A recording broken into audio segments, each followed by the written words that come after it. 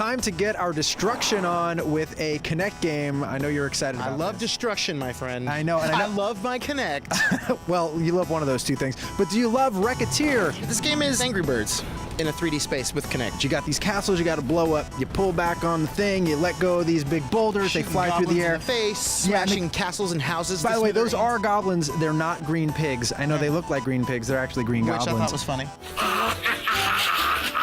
Shut it, you little green goblins! But really, your goal is to blow up the tower. It's not to actually kill the green goblin. Your goal is to create the most damage possible with any given shot that you have. So you can, of course, just go for the straight and through, right through the castle, or you can try to, veer off and bounce, because you have the ability to control the cannons after you shoot them, which I felt didn't really work as well as I wanted to. I mean, a lot of the times you let go and you can swipe the cannon left or swipe it right or swipe it up and down.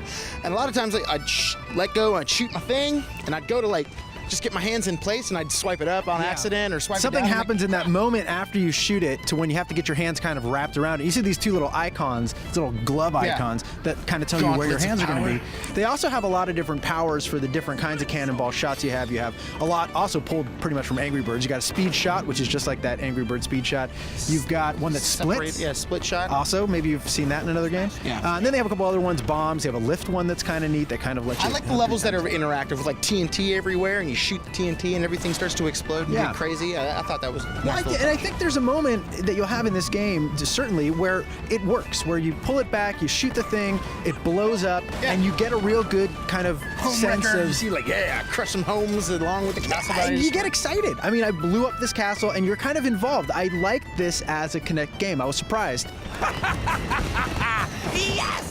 I think the problem with Wreckateer is that unlike Angry Birds, which has such an incredible, sophisticated physics model, in this game, sometimes I would knock a shot right at the bottom of a castle and I'd be like, it's going to bring the whole thing down, and it wouldn't. It would just chip off to the side. Other times I would hit the middle of a castle and it would blow the whole thing up, and I'm like, why is this thing falling apart? The drawbridge. Why is everything rumbling? Oh, that's it! You have to do this move like this when you want things to trigger. So if you want to trigger a speed shot, you go like this and the thing goes quickly. And I was finding a lot of the times I would do it and it wouldn't trigger the action it's supposed to trigger. That's really frustrating. You only have a certain number of shots and you can earn these mulligans where you can take a shot over again. This move? Dude, I was doing that constantly. I'm like, I screwed that up. Just try again. I blew it.